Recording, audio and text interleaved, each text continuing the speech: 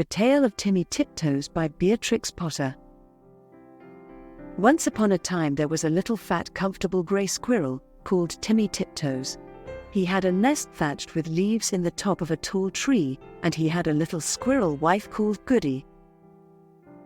Timmy Tiptoes sat out, enjoying the breeze. He whisked his tail and chuckled, "Little wife Goody, the nuts are ripe, we must lay up a store for winter and spring." Goody Tiptoes was busy pushing moss under the thatch. "The nest is so snug, we shall be sound asleep all winter. Then we shall wake up all the thinner, when there is nothing to eat in springtime," replied prudent Timothy. When Timmy and Goody Tiptoes came to the nut thicket, they found other squirrels were there already. Timmy took off his jacket and hung it on a twig. They worked away quietly by themselves. Every day they made several journeys and picked quantities of nuts. They carried them away in bags and stored them in several hollow stumps near the tree where they had built their nest. When these stumps were full, they began to empty the bags into a hole high up a tree that had belonged to a woodpecker. The nuts rattled down. "How shall you ever get them out again?" "It is like a money box," said Goody. "I shall be much thinner before springtime, my love," said Timmy Tiptoes, peeping into the hole. They did collect quantities, because they did not lose them. Squirrels who bury their nuts in the ground lose more than half, because they cannot remember the place. The most forgetful squirrel in the wood was called Silvertail. He began to dig, and he could not remember. And then he dug again and found some nuts that did not belong to him, and there was a fight. And other squirrels began to dig. The whole wood was in commotion. Unfortunately, just at this time a flock of little birds flew by, from bush to bush, searching for green caterpillars and spiders. There were several sorts of little birds, twittering different songs. The first one sang, "Who's been digging up my nuts?" And another sang, "Little bita bread and no cheese." The squirrels followed and listened. The first little bird flew into the bush where Timmy and Goody Tiptoes were quietly tying up their bags, and it sang, "Who's been digging up my nuts? Who's been digging up my nuts?" Timmy Tiptoes went on with his work without replying. Indeed, the little bird did not expect an answer. It was only singing its natural song, and it meant nothing at all. But when the other squirrels heard that song, they rushed upon Timmy Tiptoes and cuffed and scratched him and upset his bag of nuts. The innocent little bird which had caused all the mischief flew away in a fright. Timmy rolled over and over, and then turned tail and fled towards his nest, followed by a crowd of squirrels shouting, "Who's been digging up my nuts?" They caught him and dragged him up the very same tree, where there was the little round hole, and they pushed him in. The hole was much too small for Timmy Tiptoes' figure. They squeezed him dreadfully. It was a wonder they did not break his ribs. "We will leave him here till he confesses," said Silvertail Squirrel, and he shouted into the hole, "Who's been digging up my nuts?" Timmy Tiptoes made no reply. He had tumbled down inside the tree, upon half a peck of nuts belonging to himself. He lay quite stunned and still. Goody Tiptoes picked up the nut bags and went home. She made a cup of tea for Timmy, but he didn't come. Goody Tiptoes passed a lonely and unhappy night. Next morning, she ventured back to the nut bushes to look for him, but the other unkind squirrels drove her away. She wandered all over the wood, calling, "Timmy Tiptoes! Timmy Tiptoes!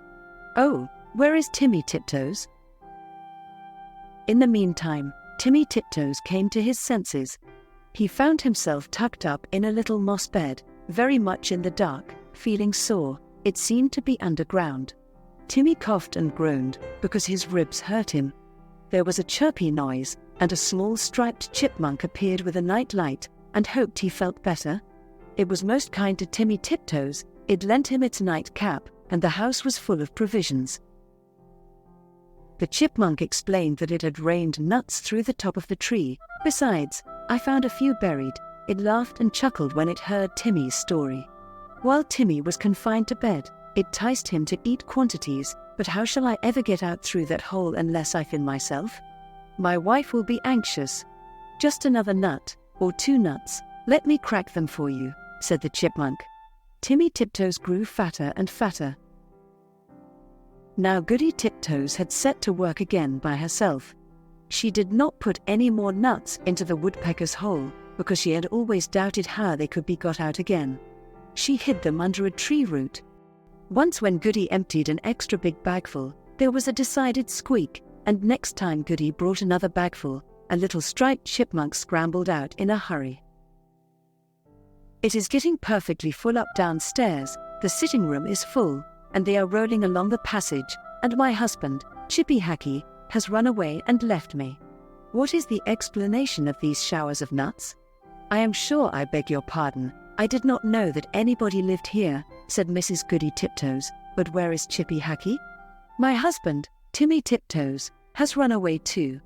I know where Chippy is, a little bird told me, said Mrs. Chippy Hackey. She led the way to the woodpecker's tree, and they listened at the hole. Down below there was a noise of nut crackers, and a fat squirrel voice and a thin squirrel voice were singing together, "My little old man and I fell out. How shall we bring this matter about? Bring it about as well as you can, and get you gone, you little old man." "You could squeeze in, through that little round hole," said Goody Tiptoes. "Yes, I could," said the chipmunk. Down below there was a noise of cracking nuts and nibbling. Then Goody peeped in at the hole and called down, "Timmy Tiptoes." And Timmy replied, "Is that you, Goody Tiptoes?" "Why, certainly." He came up and kissed Goody through the hole, but he was so fat that he could not get out. Chippy Hackey was not too fat, but he did not want to come. He stayed down below and chuckled. And so, it went on for a fortnight, till a big wind blew off the top of the tree and opened up the hole and let in the rain. Then Timmy Tiptoes came out and went home with an umbrella. But Chippy Hackey continued to camp out for another week, although it was uncomfortable. At last, a large bear came walking through the wood. Perhaps he also was looking for nuts. He seemed to be sniffing around. Chippy Hackey went home in a hurry. And when Chippy Hackey got home, he found he had caught a cold in his head, and he was more uncomfortable still.